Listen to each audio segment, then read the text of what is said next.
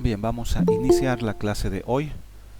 Hoy 23 de junio del 2021, la materia Programación 2, el curso B.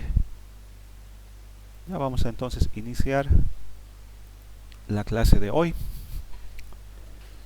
Eh, Inicialmente, eh, la anterior clase ya terminamos de ver esos dos temas que eran cortitos, en realidad son temas.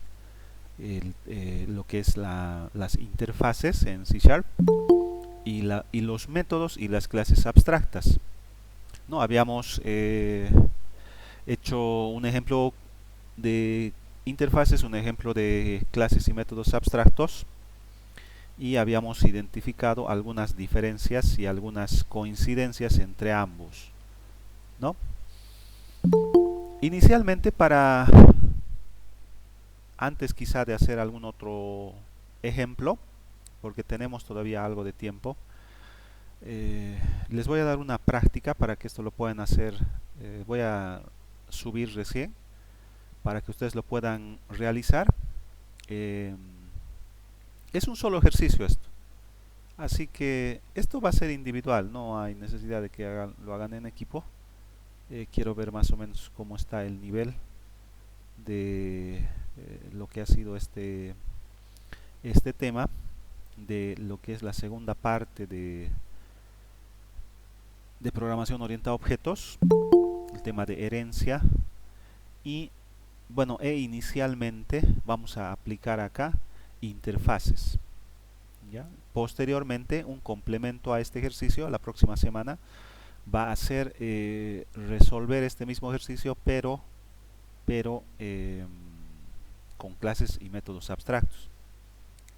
Y van a ustedes comparar y van a indicar cuáles son las diferencias y las similitudes que ustedes van a identificar en la parte práctica. ¿Ya? Esto yo lo voy a subir al final de la clase.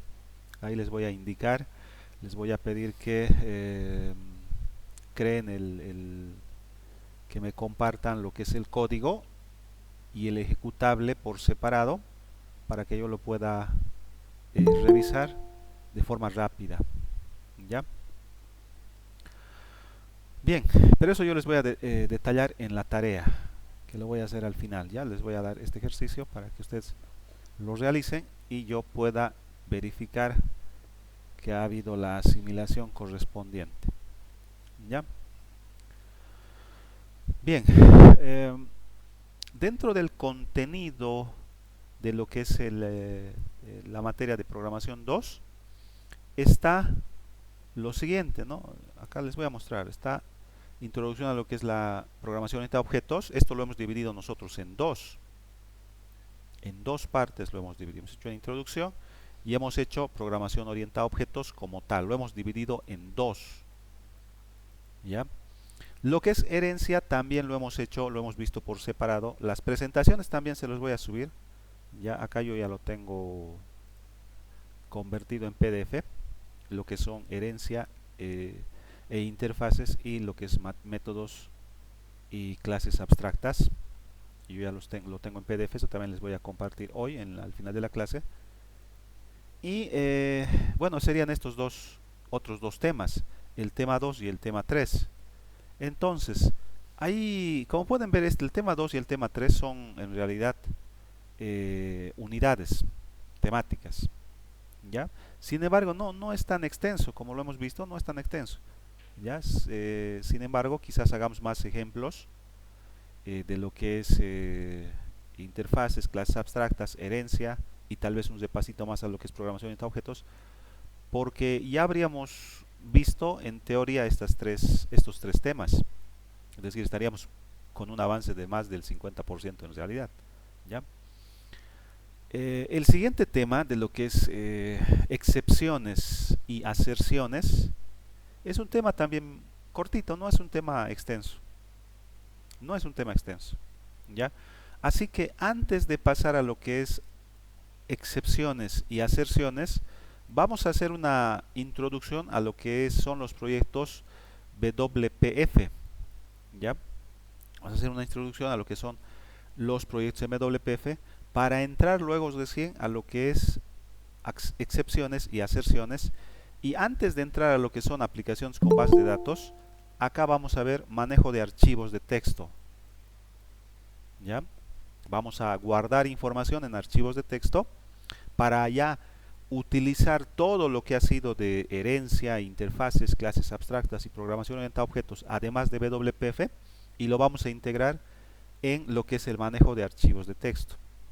Y lo último que vamos a hacer es ya la aplicación de un proyecto C#, pero utilizando como almacenamiento una base de datos. Y acá vamos a utilizar MySQL. MySQL vamos a utilizar, y con eso habríamos terminado todo el contenido de las unidades temáticas de la materia. ¿Ya? Entonces vamos a hacer la introducción a lo que es, antes de ver excepciones, que es, como les digo, es un tema muy pequeñito, bien pequeñito, no es nada complicado el manejo de excepciones. ¿Ya? Vamos a ver lo que es WPF. Ya esto nos va a tomar 2 o 3 clases quizás, pero es necesario para poder entrar luego a lo que vamos a ver. Quiero empezar el tema de WPF con esta imagen. Dice acá, ¿no? Doctores buscando información en Google. ¿Cuál es la conclusión? Buscar información en Google no te hace doctor. Esa es una gran verdad. A veces nos pasa, pero nosotros por curiosos a veces hacemos eso, ¿no? Tienes algún síntoma y buscas en Google el síntoma para ver más o menos qué es lo que tienes. Pero lamentablemente hacer eso no te convierte en doctor. En otra institución yo doy clase en medicina para el tema de informática, todo lo que es internet, computación básica y ofimática, técnicas de búsqueda en internet. Y es verdad, la carrera de medicina es una carrera muy, pero muy compleja. Yo diría, de todas las carreras que yo he podido ver como estudiante, como curioso, como docente, medicina es la carrera más compleja que hay. Es muy, muy compleja y muy exigente. Muy exigente. Yo veo de otras carreras que, entre comillas, son difíciles, a los estudiantes jugando en los recreos. Y no es que esté mal, está bien. Yo también a veces me pongo a jugar, ¿no? Los partidos de Wally o un futbolín en los recreos. Pero no van a ver eso en un estudiante de medicina. Es muy, pero muy difícil que vean a un estudiante de medicina, entre comillas, perdiendo el tiempo, porque la cantidad de información que ellos tienen que leer, y no solamente leer, entender, es muy compleja. Así que esto es una gran verdad. Tú puedes buscar en internet lo que quieras, pero no te hace doctor. Es más, pudieras estar incluso cometiendo tal vez pudieras estar cometiendo algún error al automedicarte, o peor aún, al automedicar o medicar a otra persona, ¿no? Hay muchos factores que se tienen que tomar en cuenta para poder hacer esto. ¿Ya? Esto no es válido. Lo hacemos por curiosos, ¿no? Porque no se confíen tampoco. Yo personalmente no me confío en lo que un doctor te diga. Hay que ver una segunda, una tercera, cuarta opinión, ¿no? Porque al igual que nosotros se pueden equivocar. Pero otra vez, buscar información en Google no te hace doctor. Pero, y abajo está el otro gráfico, ¿no? Los programadores, acá están, con el monito Jorge. Y en nuestra área, en lo que es toda la rama de sistemas en general, no es así. No es así. En nuestra área, más bien, es lo contrario, totalmente lo contrario. Nosotros, ¿qué es lo que hacemos cuando tenemos un problema, cuando queremos pautas, cuando queremos resolver algún problema en donde nos hemos estancado? Lo que normalmente hacemos es buscar información en Google. Y buscar información en Google, si bien tiene su, entre comillas, pequeño manual que ustedes incluso pueden buscar, ¿no? Hay comandos por si acaso en Google que pueden utilizar ustedes para buscar. Es toda una ciencia buscar.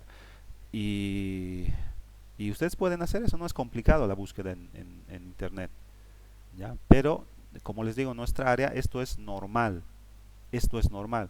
En realidad es lo mejor que puedes hacer, ¿no? Porque el problema que tú estás teniendo, a otra persona ya ha tenido este problema y lo ha superado gracias a la comunidad grande de gente del área de sistemas que hay en foros. Un gran ejemplo es em, Stack Overflow, que hasta el mes pasado creo que estaban en plans de comprar por 160 millones o algo así. Imagínense, a ese nivel está esa página de Stack Overflow y es gratuita para nosotros. Tú solamente tienes que registrarte, por lo menos hasta ahora es gratuita. No se sabe qué va a pasar después, pero no creo que la gente pague, la verdad. No creo. Aparecería otra página y quizás se pasaría todo el mundo a eso, ¿no? Pero bueno, Stack Overflow es el claro ejemplo de esto.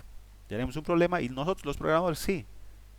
Buscar información en Google sí te hace programador. Sí te hace programador, ¿no? Otro ejemplo claro de esto son los programadores que hay en Halasoft, ¿no? A ellos les capacitan bastante. Sin embargo, hay programadores y para ser programador en Halasoft tienes que ser realmente bueno.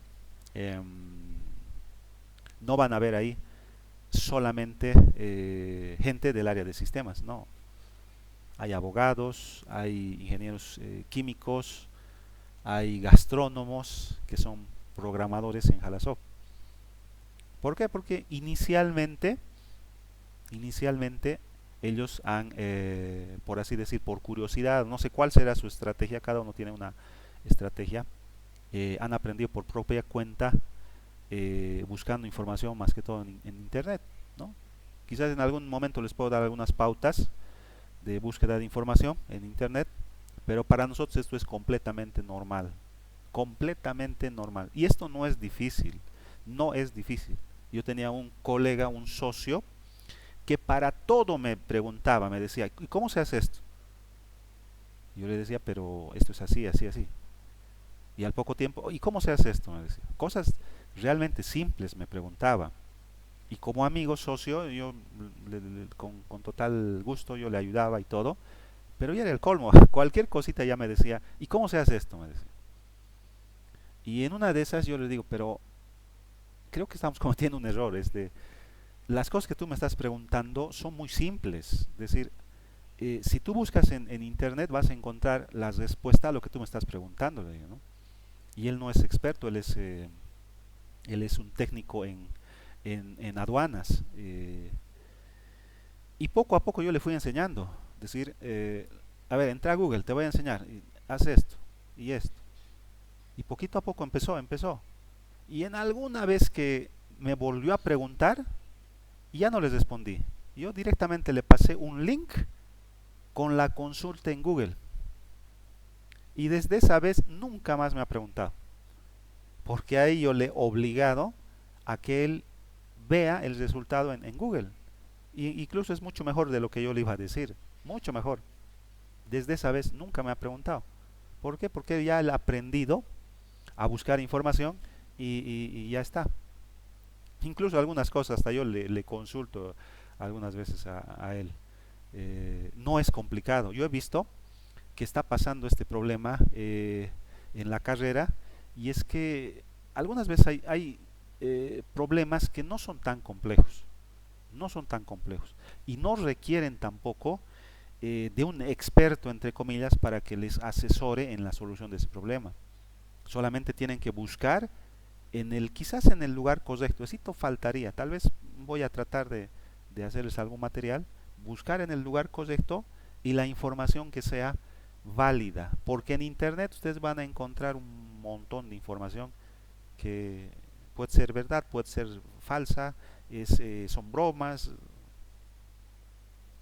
y quizás eso les falta, saber de dónde buscar la información, pero la información está ahí. En la web ustedes van a encontrar una cantidad de información tan grande y la forma en la que ustedes pueden buscar es ya muy textual. Muy textual. Si, por ejemplo, ¿no? Ustedes tienen un error en programación, es muy simple. Agarras el código del error, un copy-paste a Google y ya está. Empezar a analizar las páginas de donde tú estás buscando la información y probar si funciona. Porque en algunos casos el contexto falla, ¿no? Es decir, yo por ejemplo tengo Visual Studio 2019 y quizá el que te está proponiendo, planteando la solución, está utilizando 2013 por decir. Quizás un poquito analizar el contexto nada más. Pero después, como les digo, es así de sencillo. No es nada más complejo. Nada más complejo que esto. ¿No? He visto que en algunos casos algunos estudiantes como que se están complicando mucho con algo que si buscan en el lugar correcto lo van a solucionar. Y lamentablemente en nuestra área es así. Normalmente somos autodidactas en el instituto, en otro curso que ustedes pueden tomar, les van a dar las pautas, las bases, porque tal vez no da para más, pero luego ya ustedes buscando información van a poder solucionar cualquier problema que tengan. ¿Por qué? Porque hay tanta gente que realmente alguien ya le ha pasado el problema por el que estás pasando y él te va a asesorar, él te va a decir, sí, yo he cometido el mismo error que tú y esta es la solución.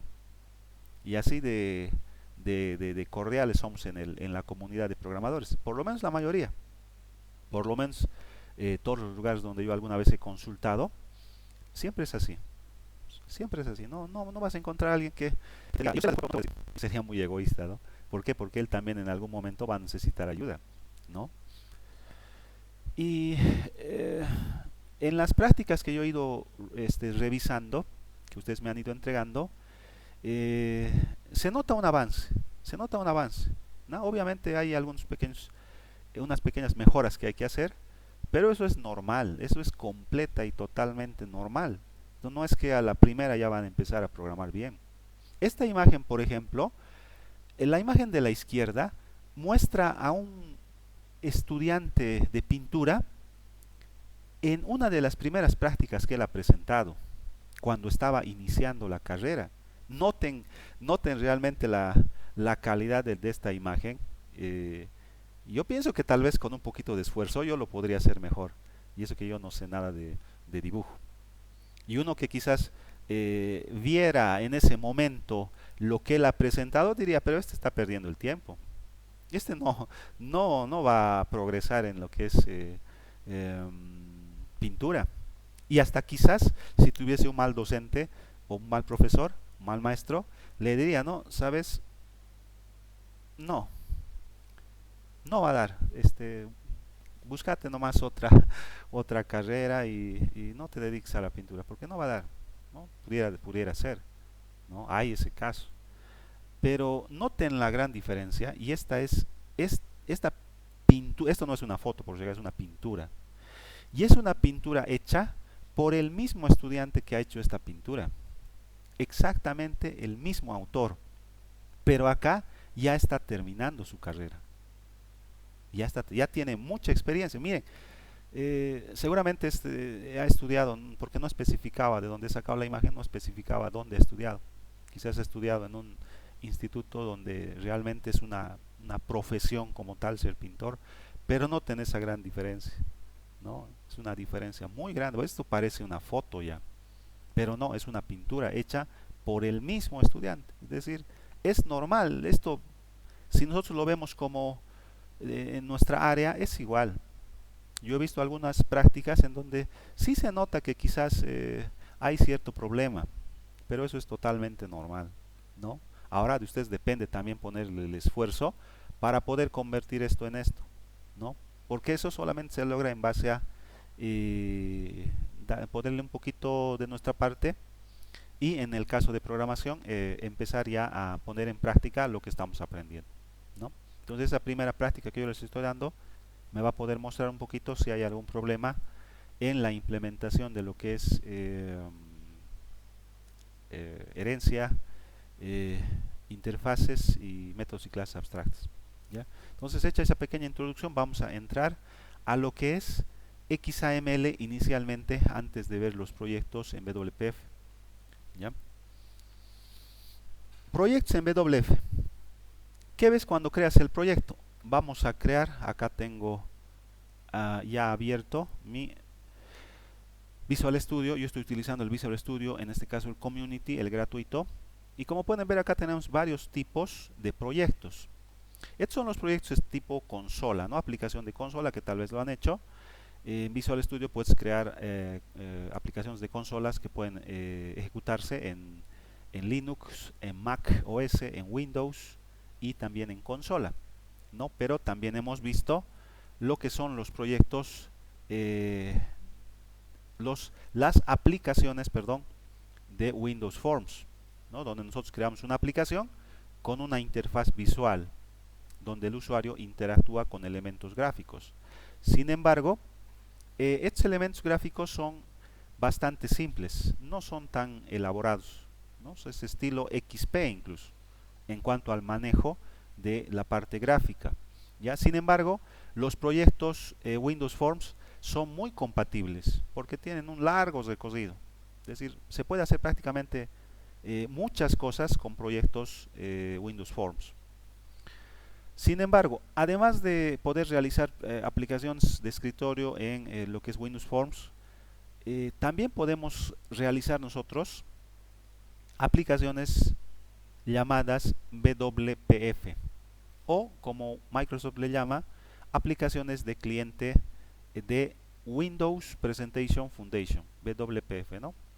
Entonces, este tipo de aplicaciones son aplicaciones de escritorio, ¿ya?, hechas para funcionar dentro de lo que es el sistema operativo Windows, utilizando el lenguaje C#, pero también utilizamos el, entre comillas, lenguaje de etiquetas llamado XAML. XAML. A diferencia de los proyectos Windows Forms, donde nosotros solamente necesitamos conocer C#. ¿Ya? Acá necesitamos conocer más XAML, por lo menos la base. Voy a hacer un clic, siguiente, le vamos a dar un nombre al proyecto.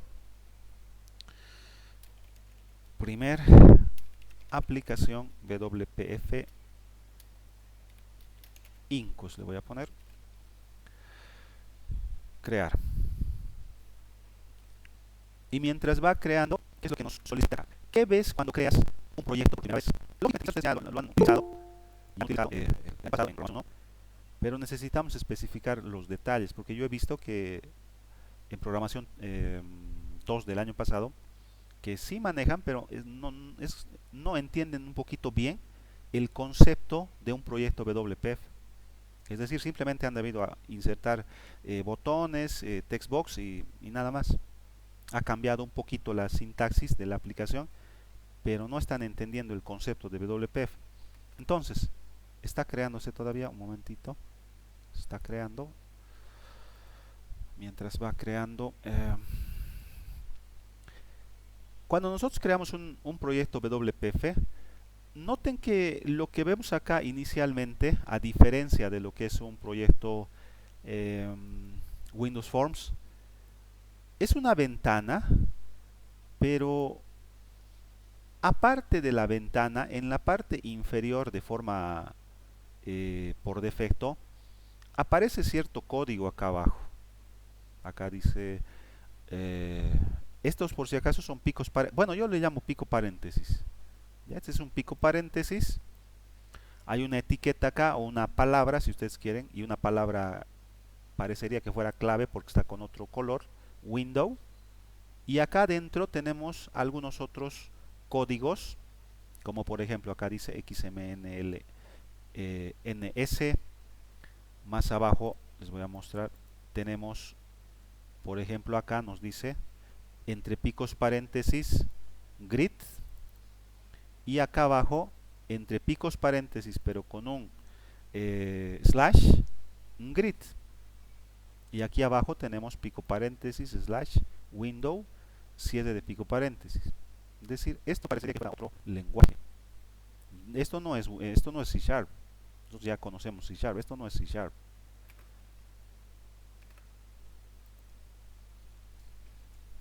Los proyectos WPF tienen una diferencia muy marcada con respecto a los proyectos Windows Forms. Y es que en los proyectos WPF se separa la parte visual de tu aplicación, es decir, la apariencia, o es decir, la interfaz, si quieren, de la parte lógica, o lo que nosotros lo conocemos como el código C Sharp. Cuando nosotros creamos un proyecto Windows Forms, perdón, no hay una separación, no hay una separación de lo que es la apariencia de la lógica, o si quieren, del código C Sharp a la interfaz de usuario. No hay una separación, está todo junto. Sin embargo, en proyectos WPF se separan estas dos cosas, se separan. Quizás en aplicaciones web, si ya están viendo en la materia, esto en web se lo conoce como front-end, a la parte visual o a la apariencia, o si quieren ustedes la interfaz de usuario, front-end, ¿no? Y a la parte del código, a la parte lógica, a la parte que realiza toda la funcionalidad del programa, se lo conoce como back-end, ¿no? En realidad para nosotros acá estaría el código C Sharp, ¿no ve? ¿Por qué realiza esta separación Microsoft en este tipo de proyectos? Por si acaso las aplicaciones o los proyectos WPF son relativamente nuevos. Pero ¿por qué lo hace Microsoft? ¿No? Porque funcionan los proyectos Windows Forms, funcionan y funcionan bien, son muy compatibles. La explicación es la siguiente.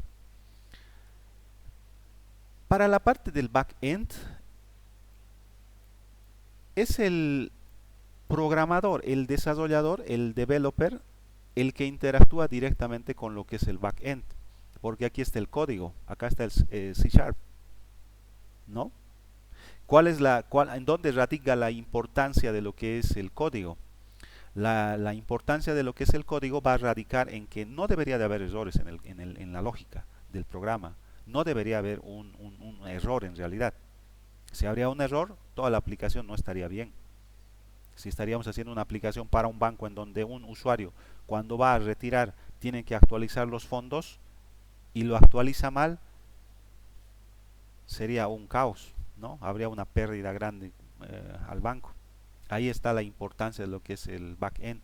Es muy importante. Sin embargo, desde hace un tiempo atrás, todos los lenguajes de programación, todos los proyectos han decidido dividir esto. ¿Por qué? Porque la parte del front-end, si bien hay gente que trabaja en lo que es la parte técnica del desarrollo del back-end, los developers también participan en la creación del front-end. Acá hay un actor muy importante también, que es el usuario. Acá el usuario es el que va a interactuar directamente con el front-end, con la parte de la interfaz de usuario. Entonces el front-end es una parte importantísima porque es la única parte de tu aplicación que va a interactuar con el usuario. Es decir, el usuario nunca va a acceder a ver el código, porque este sería un error. Nunca va a poder acceder a ver el código. En otras palabras, al usuario no le va a interesar cuán bonito sea el código que tú tienes en el backend, ¿no? Algunos de ustedes han debido jugar algún videojuego, no sé, Call of Duty, ¿no? Hay Dota, algún juego. Ninguno de ustedes como jugador se ha puesto a pensar y a decir, a ver, veré cuán bonito es el código en el que han creado este juego. No, porque lo que le interesa al usuario es la parte con la que interactúa. Si te preocuparía si, digamos, tú estás jugando un juego, LOL por decir, y tú compras un ítem. compras un ítem y al hacer clic no aparece el ítem. Ahí sí te preocuparías. Ahí sí te preocuparías. Pero eso qué tiene, pero eso qué es, ese es un bug, ese es un error del programa, ese es un error del backend. Ahí sí notarías, no vas a ver el código, ahí notarías el error que hay en el backend. Pero otra vez el usuario no interactúa directamente con el código. ¿Ya? Ahí surge la necesidad de dividir estas dos partes. ¿Para qué? Para tener gente especializada que pueda, por así decir, especializarse en front-end y gente que se especialice en back-end. ¿Ya? Sin embargo, esto para complementar un poquito, por si acaso, hay gente que está aquí al medio. Acá está. Hay developers que son muy cotizados, muy cotizados. Estos developers se llaman full stack. Son full stack. Son desarrolladores que hacen tanto el front-end como el back-end. Hay gente que hace esto, son muy cotizados. Porque lógicamente, ¿no? ¿Qué te conviene? ¿Contratar dos personas, pagar dos sueldos o pagar solo uno? ¿Ya? Sin embargo, hay gente que... Y son muy cotizados estos full stack developers. ¿Ya? Entonces, no con esto quiero yo decir que el front-end es más importante o decir el back-end es más importante. No, los dos tienen un nivel de importancia. Sin embargo, la separación que surge en este tipo de aplicaciones o proyectos en WPF surge por la necesidad de tener que separar esto y manejarlo por separado. ¿Ya? Cuando ustedes vean, seguramente yo estuve viendo el contenido de lo que es programación móvil y ustedes van a llevar seguramente Android Studio. ¿Ya? O quizás Eclipse con Java y algún complemento para hacer aplicaciones. En ese tipo de proyectos de aplicaciones móviles para Android, por ejemplo, la lógica es exactamente la misma. Las aplicaciones se han separado para tener dentro de lo que es el front-end separado, y aquí lo manejan en un lenguaje de etiquetas similar al XAML de Microsoft, el lenguaje de etiquetas XML, y el back-end lo manejamos en Java. Java es algo así como un primo hermano de C Sharp, es muy similar a C Sharp Java, muy similar, porque los dos tienen un papá en común, es C, perdón, C++ acá, y tienen un abuelo en común, que es C. Por eso C Sharp y Java son muy similares. Pero igual en ese tipo de proyectos se separa el front-end del back-end. Y ahora, si ustedes hasta ahora, el año pasado, han hecho proyectos WPF, han debido arrastrar y soltar botones, y está bien, porque el ID, Android Studio o Visual Studio, te permiten facilitarte esa tarea. Pero no por eso tenemos que dejar de entender este lenguaje de etiquetas XML o XAML para por lo menos tener una idea de lo que está pasando de forma interna. ¿Ya?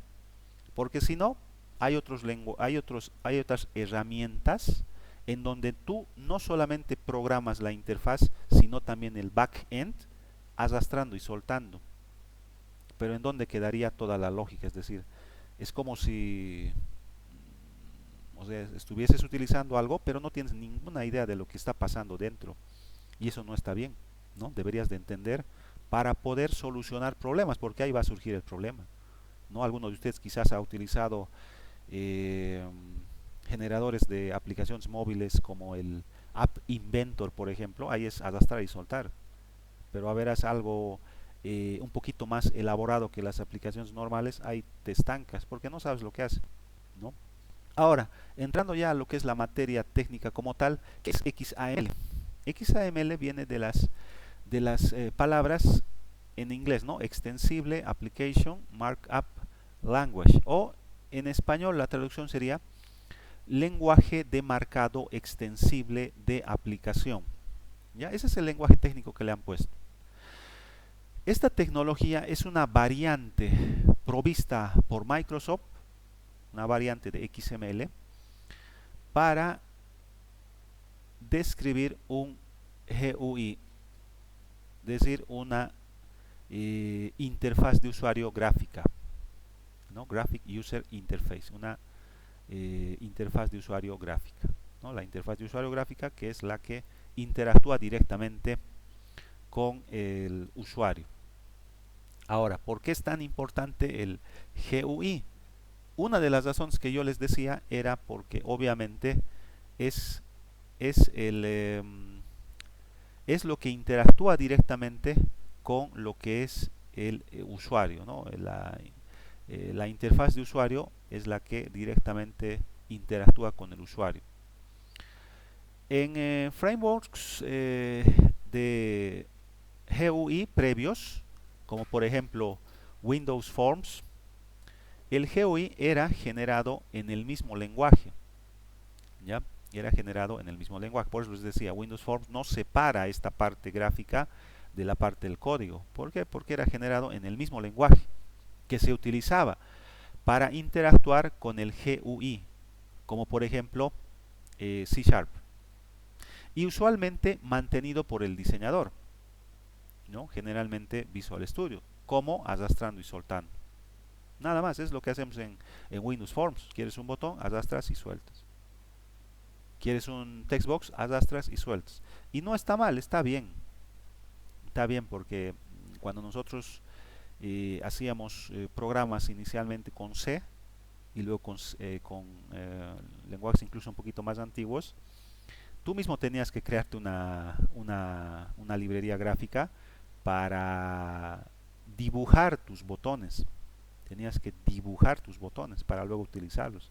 Acá en Windows Forms es sencillo, ya están hechos todos los elementos gráficos, ¿no? Ya están hechos toditos. Entonces lo único que tienes que hacer es arrastrar y soltar y listo, ¿no? Sin embargo, ¿no? El enfoque de Microsoft cambia con la implementación de XAML. Este XAML es mucho más parecido a código HTML, que seguramente ustedes también ya han utilizado en las materias de programación web, ¿no? ¿Qué es lo que nos permite XAML? XAML te permite editar y escribir tu interfaz gráfica de usuario fácilmente. Fácilmente. No es nada complicado. Ustedes van a ver que manejar XAML puro sin arrastrar y soltar es muy simple, no es nada complejo. Un archivo XAML. Les muestro otra vez el proyecto y como ustedes pueden ver, voy a abrir el explorador de soluciones. Acá está. Y dentro de lo que es el explorador de soluciones, como pueden ver acá, tenemos inicialmente dos archivos XAML.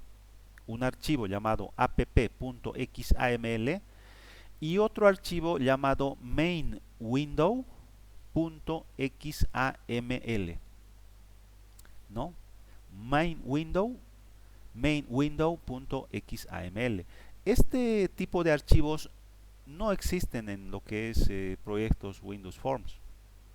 No existen. Por eso cuando nosotros vemos por primera vez una aplicación WPF, se nos hace un poco curioso ver que inicialmente tenemos XAML, ¿no? XAML y uno a veces puede sorprenderse, ¿no? por el hecho de ver una extensión rara dentro de un proyecto que en teoría lo estamos haciendo con C#. ¿Ya? Sin embargo, acá como complemento pueden ver que al expandir el archivo, nosotros tenemos acá un archivo main window con el mismo nombre, exactamente tiene el mismo nombre, main window.xaml, pero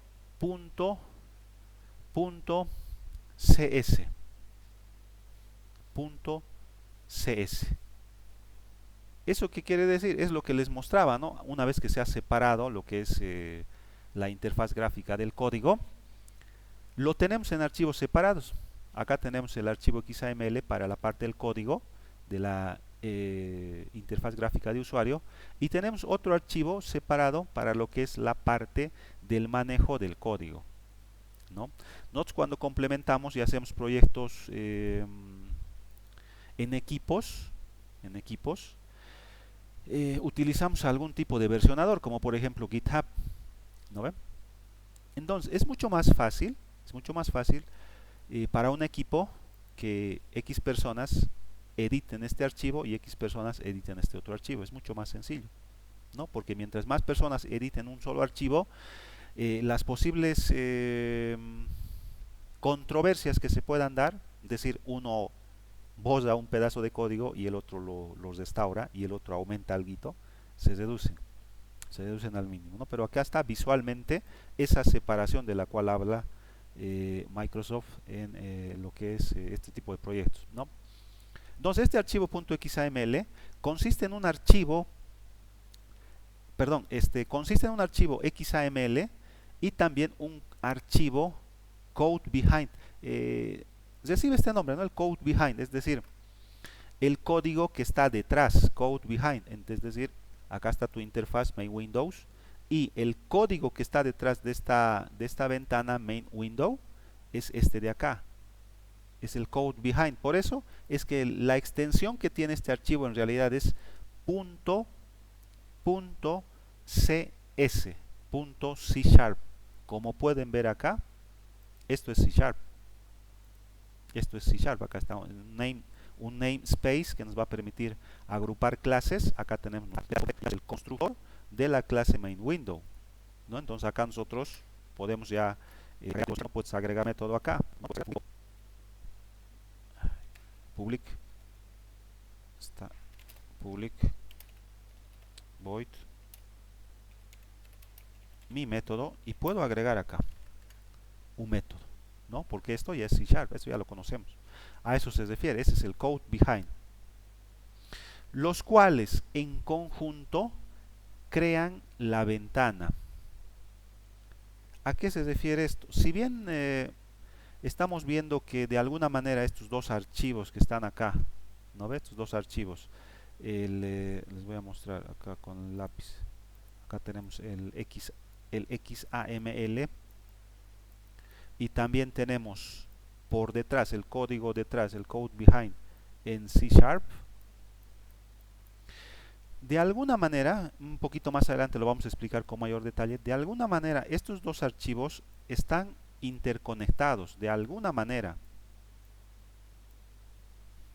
De alguna manera están interconectados estos dos archivos, ¿ya? No es que están completamente aislados, no, están están unidos de alguna forma, que más adelante lo vamos a explicar. Es por eso también que acá el code behind está dentro en realidad del archivo mainWindow.xml, XAML.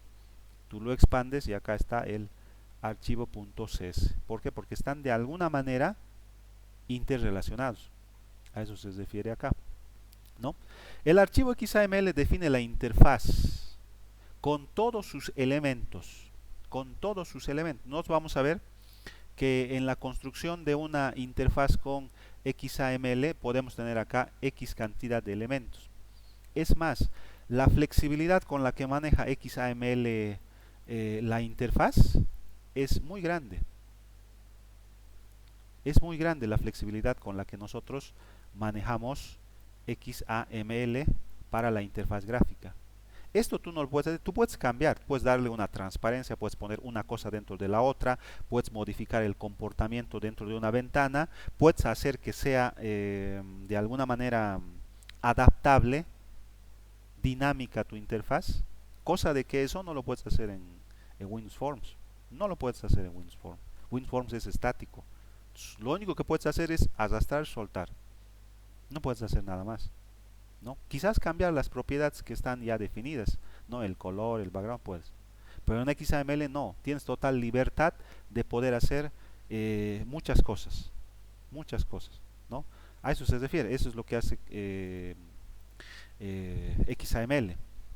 Mientras que el code behind maneja todos los eventos que puedes manipularlos mediante controles en XAML, es decir, cuando nosotros tenemos un botón en la parte de la interfaz de un proyecto Windows Forms, acá tenemos un botón que dice OK. Cuando tú presionas el botón, en realidad lo que estás haciendo es activar un evento. ejecutar un método, en otras palabras. En proyectos WPF lo propio. Cuando tú presionas un botón, lo que estás haciendo es activar un método que está en este caso en el archivo code behind en C Sharp. Y acá está el método, ¿no? Entonces acá tú puedes hacer lo que quieras con respecto a el evento que sea ejecutado. Y así vamos nosotros implementando la funcionalidad de nuestras aplicaciones, ¿no? XAML. Vamos a ver los detalles de lo que es XAML, por lo menos lo básico, ¿ya? Para hacer cuando menos una interfaz desde XAML puro, sin arrastrar y soltar. Y luego no hay problema, puedes arrastrar y soltar, pero cuando tengas algún problema y tengas que recurrir a ver el código XML, por lo menos vas a tener una base para poder solucionar algún problema que se pueda dar. Picos paréntesis. Acá tenemos los dos famosos picos paréntesis que se utilizan en los lenguajes de etiqueta como PHP o XML o XAML, y nosotros les llamamos picos paréntesis, ¿ya? Bueno, personalmente le llamo pico paréntesis, no sé cómo lo llaman, es independientemente de cómo le llaman, son los símbolos que se presentan, ¿no? Yo le llamo a este pico paréntesis abierto y este pico paréntesis cerrado. WPF incluye muchos de los componentes comunes de la interfaz de usuario que se utilizan en casi todas las aplicaciones que nosotros podemos ejecutar en Windows. Por ejemplo, botones, o el famoso botón que lo utilizamos como clase, como objeto en Windows Forms. En XAML también lo podemos utilizar, pero es un botón especial, es un botón de una aplicación WPF, que también recibe el nombre de la clase button. Para las etiquetas también tenemos lo que es la clase label. Es el mismo que en Windows Forms, el label, ¿no? Para los textbox también utilizamos lo que es la clase textbox en aplicaciones WPF. También tenemos menú, listbox, entre otros. Cuando vayamos ya haciendo la parte práctica, vamos a ver que prácticamente tienen todos los elementos que tiene un proyecto Windows Forms, ¿ya? Históricamente, y esto es por la bibliografía oficial de Microsoft, a todos estos elementos se los denomina controles, ¿no? Si están viendo, como les decía, aplicaciones móviles con Android Studio, nosotros le llamamos a cualquier elemento que nosotros vamos a insertar en una interfaz, le llamamos view. Acá, cualquier elemento que tú vas a insertar en tu diseño de interfaz gráfica se llama control. Cuando decimos no vamos a insertar un control botón, entonces vamos a insertar un botón. Cuando vamos a insertar un control label, es en realidad un label, ¿no? Pero todos estos reciben el nombre de control, o en plural, controles, ¿no? Si bien el SDK de WPF sigue usando el término control para referirse libremente a cualquier clase, ya sea button, label, textbox, menú, listbox, etc.,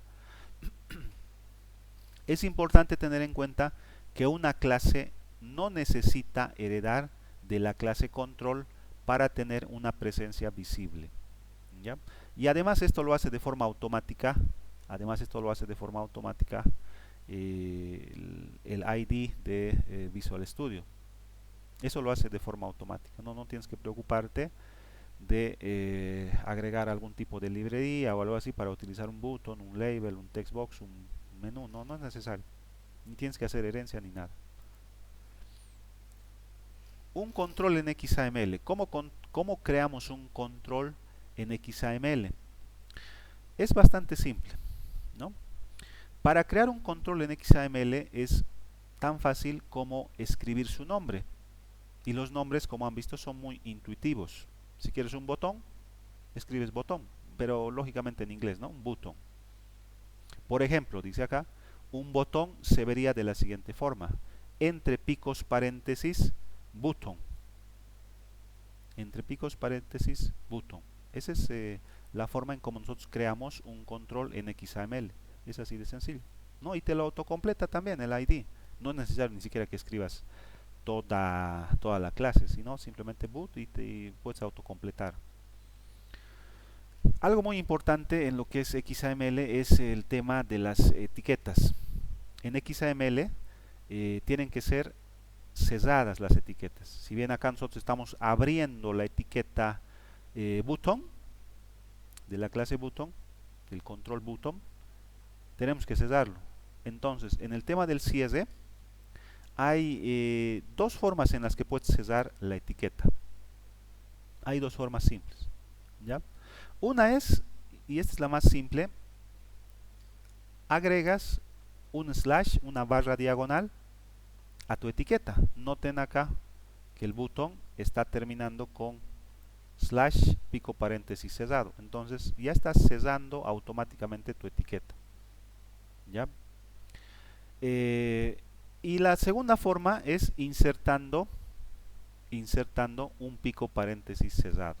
Es decir, agregas acá tu control botón, cierras con pico paréntesis cesado y automáticamente el ID de Visual Studio te va a agregar la etiqueta correspondiente para cesar. Y noten que acá es de esta forma, ¿no? Pico paréntesis abierto, slash, el nombre del control, pico paréntesis cerrado. ¿Cuáles son las diferencias entre una y otra forma de cesar la etiqueta? Es que cuando nosotros cesamos la etiqueta de la forma 1, esta de acá, este elemento no puede contener otros elementos dentro. Solamente es el botón y ya. Sin embargo, si lo cesamos de esta otra forma, de la forma número 2, podemos insertar dentro del botón otro elemento.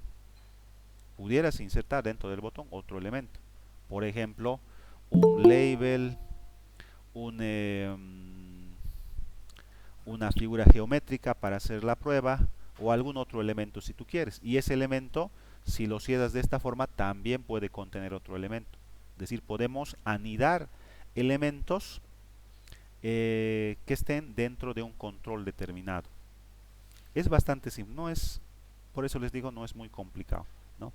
¿En qué caso utilizar cada tipo de cierre? Con esto vamos a terminar ya.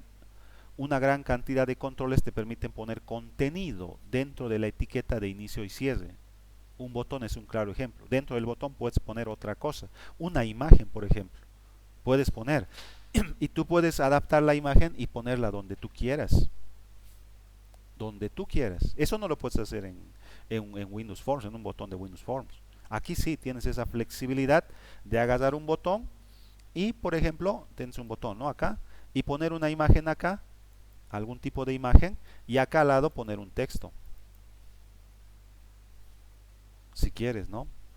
Esa es la ventaja que tenemos. Entonces, cuando lo cesamos con la forma 2, podemos agregar elementos dentro, ¿no? Entonces, si tu control no va a tener contenido, entonces contenido dentro, ¿no? Entonces utilizamos slash.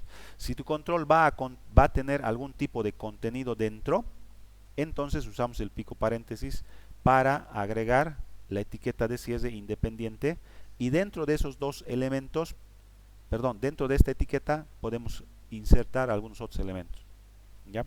Pero eso lo vamos a ver con calma en la parte práctica, ¿ya? Y lo vamos a hacer directamente la siguiente clase, no nos va a dar ya el tiempo para hacer la parte práctica, ¿ya? Les estaba diciendo al inicio, a los que quizás se conectaron un poquito tarde,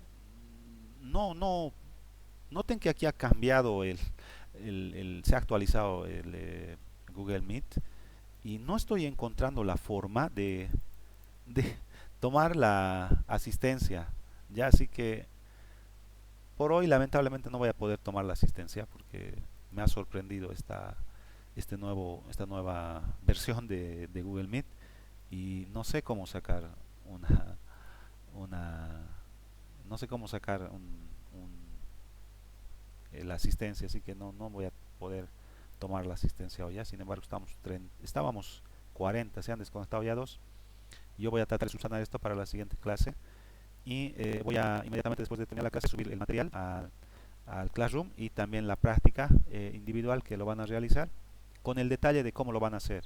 Ya les voy a pedir que hagan capturas y que comenten el código, pero eso también lo voy a hacer terminando la clase. Ya cualquier consulta al WhatsApp me pueden indicar. Ya nos vemos entonces la siguiente clase.